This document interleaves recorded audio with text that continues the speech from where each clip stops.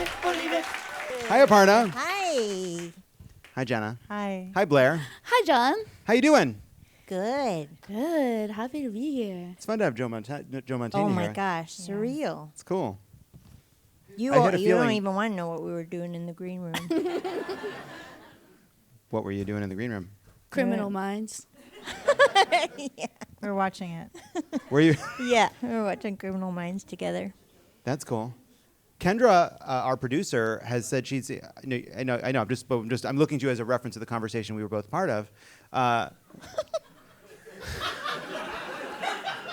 You don't have to. I know you're not Kendra. Has seen almost all of it, and it's part of her. It's part of her character. I love that about Kendra. She also has a collection of antique muskets. Really? Yeah, we keep a Google Doc of the weirdest shit about her. Whoa. Yeah, that people can dump things into. I love how multi-dimensional Kendra is. What? Yeah, wait, let's hear something. Malcolm, let's share some things from the actual real document.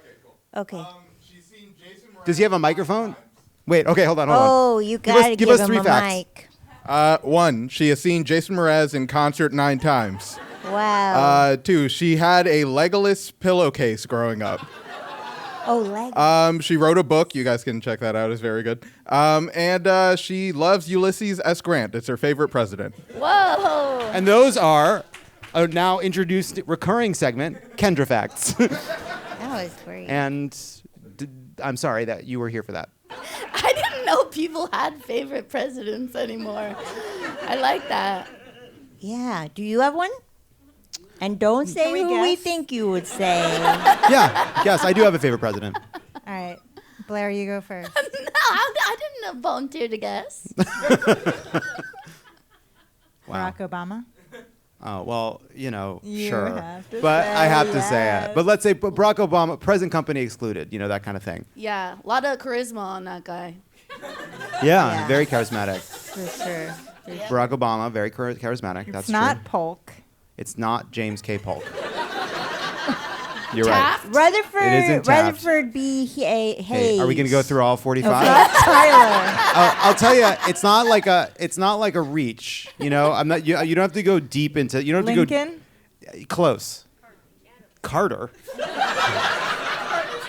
Trump. Yeah. Lin-Manuel Miranda. Right. I love FDR's speeches. So when I was a speechwriter, Sure. Right. I love FDR's Yes. speeches. Okay. Yes, absolutely. At the 1936 Democratic Convention. A classic. Oh boy. You say oh boy before I. Anyway, I'll be brief, but all I was going to say is that the 1936 Democratic Convention speech is a beautiful speech because he is foreshadowing the fact that he believes the United States is going to be involved in World War II. So it is a speech about the economic crisis, but also one girding the country for the fact that countries are giving up their democracy for the illusion of a living, which is a beautiful phrase. That was the point I wanted to make about FDR, which is why we're all here, a segment about President Franklin Delano Roosevelt. Throw out these cards. It's now a test. FDR, hell yeah. So actually, we're going to do a special round of girl news. But before we do, I just wanted to, we have 3 comedians on the stage who I love. And one thing that I've just been noticing is that there is a number of, there's something that seems to be happening to the hyper-successful, almost exclusively, but not always, male comedians who achieve a certain, kind of level of super success and immediately start moving to the right. That they get to this certain level and they know they're losing touch. They even joke about losing touch, but they can't help but sort of become anti-woke, anti-young people in some way, become conservative. I'm just curious if you've thought about that or what that path is, or if there are any people that you see kind of skipping it.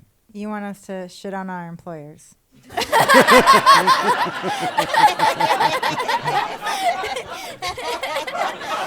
I have my next special is gonna be called Triggered. So, yeah, the last truth teller. Yeah, you're gonna have one of those jokes that's my pronouns are I love ice cream. My pronouns are get a job. Are we supposed to try to think of people who No, I just want if you've like noticed this trend and like the fact that there's this sort of, I guess what I am trying to here's the reason I bring it up is because I do think that there's this like kind of like pipeline that goes from like the like Joe Rogan, Dave Chappelle, Ricky Gervais style of anti-woke comedy that like goes to the right. And I'm like thinking about like there's a lot of really great people who are pushing back against that, but there seems to be something that happens when people get to that level that they just sort of become like that. They become sort of frustrated by the idea of criticism. A lot of the comedy before the internet, what like the mainstream comedy was what you would classify as maybe more right-leaning. So maybe it's just people who are kind of staying in the lane they've always been in and frustrated by the fact that more people have microphones, and then that kind of pushes them like into like a little more of a silo. Yeah. I think a lot of those people that are really rich and conservative were always conservative, so like they are just more open about it now. Yeah. Yeah. Yeah, and I think a lot of comedians, I hate to generalize, but we are very thin-skinned. And then I think if you add money and wealth and nobody around you saying no, we're all going to have some bad ideas, you know? Yeah. Yeah, also, I don't know, they seem, a lot of those people, without ruining my career, I think like they can be celebrated. Like all these people come out of nowhere to support them, and now they like do arenas if they make mistakes. Or it's like if a woman you've never seen a canceled woman do an arena, you know? Not yet, but I'm opening for Roseanne. Yes. In a couple weeks. No, I'm just kidding. I wish. I would. Yeah, you should. I think it'd be cool. Roseanne, if you're listening, and I know Love It or Leave It is your favorite pod. My pronouns are, let me open for you. I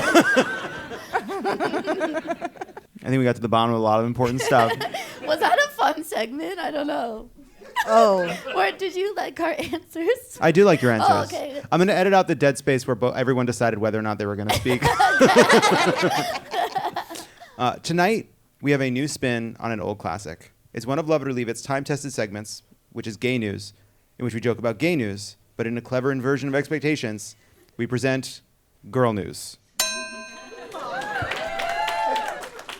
Now, we usually say between gay news bits, but gay news. What did we decide we were going to do? Ladies. Oh, yeah. So,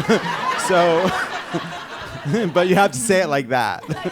So we're gonna go like it's like a like the the kind of like a Morse code thing from a World War II newsreel, and then we go ladies. All right, can we do it all together? Sure. Ladies. Oh, dang. Dang, I think this was Ladies. holding us back in our careers. Yeah. Not being able to talk in sync. So I'll read a prompt, and then you'll hit them with their punchlines, and I'll spring in. We've prepared extremely insightful, penetrating, hilarious, masculine jokes, because we didn't know what I was supposed to be doing while I was sitting here during girl news. All right. A number of Democratic states have begun stockpiling the abortion pill mifepristone after a federal judge in Texas invalidated the FDA's 23-year-old approval of the drug. Leave it to the Supreme Court to turn liberals into survivalists.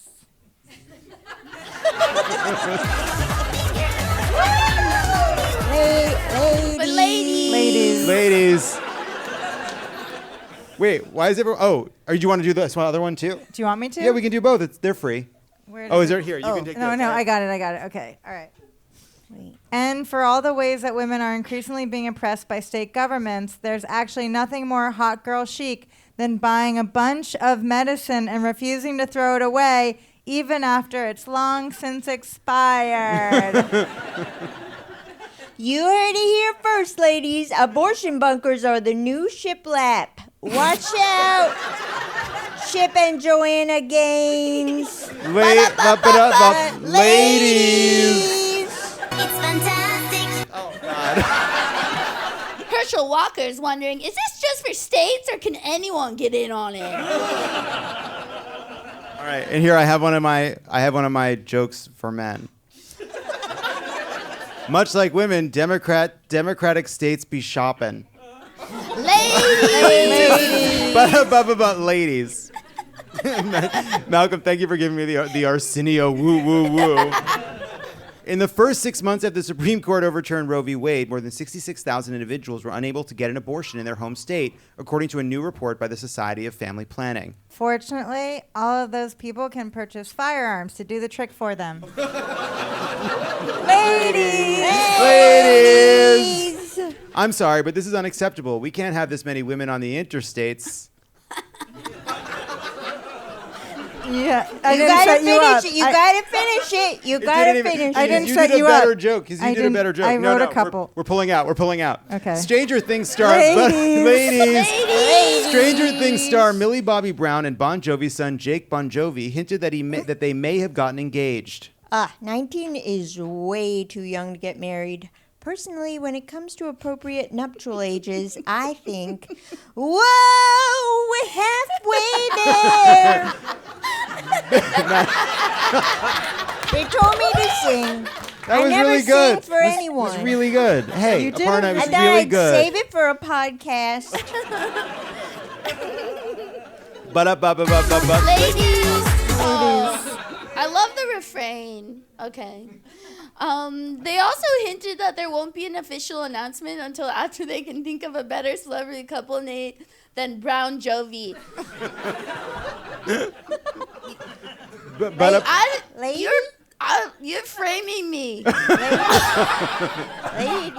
Brown Jovi.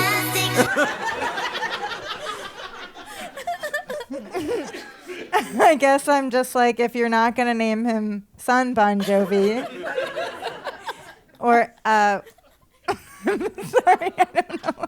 Just anything that sounds vaguely racist that Blair can say again. I didn't know I was Ladies. gonna get canceled, but I think the joke was worth it, honestly. Ladies. Ladies! History was made in New York as former elementary school teacher Kathleen Karate was appointed to the city's first director of rodent mitigation.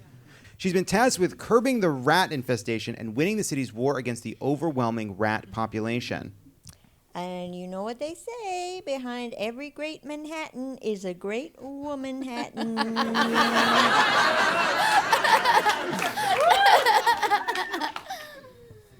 She's breaking the glass ceiling and immediately finding a super colony of rats stuck living in the attic.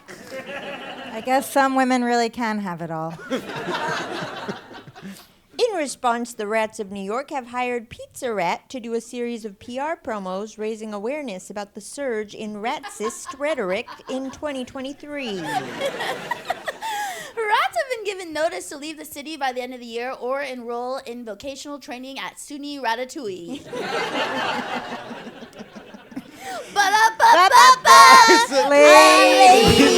Okay, so now it's just the McDonald's. It's now the McDonald's song. All right, and now here I have one of the jokes for men.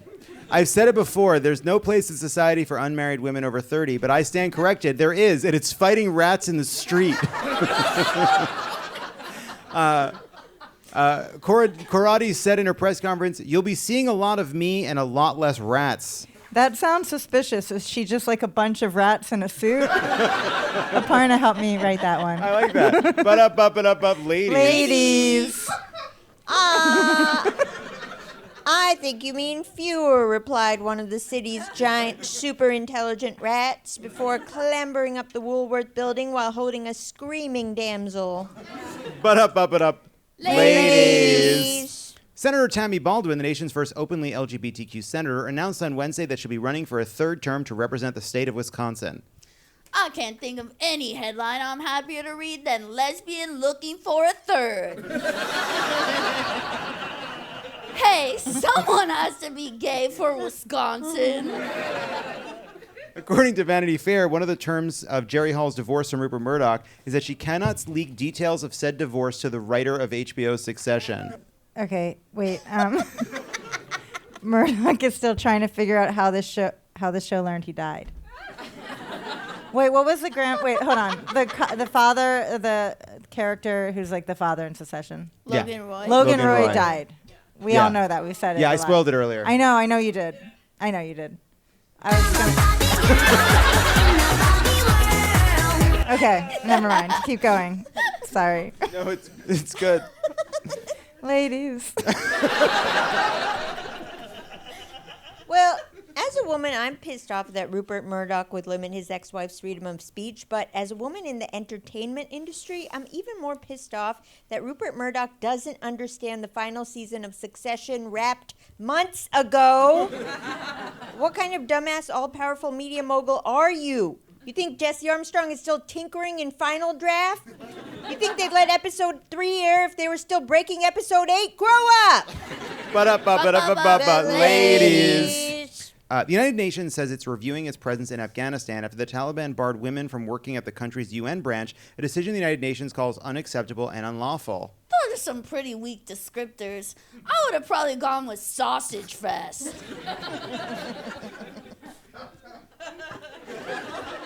Because, groups of men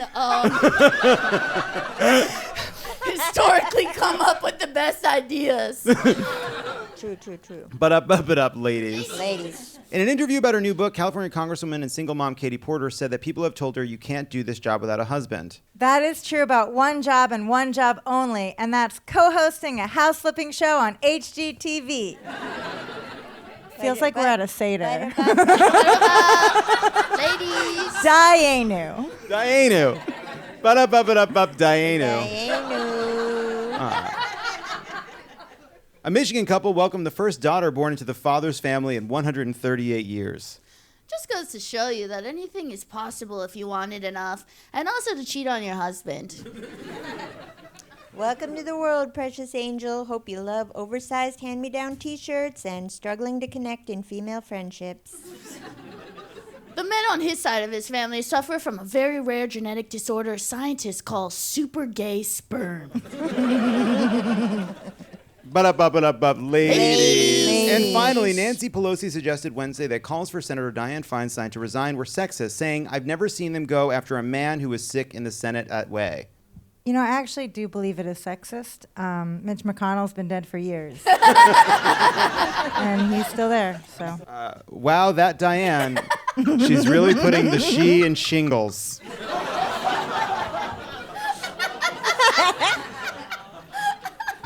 That was the best one. Yeah.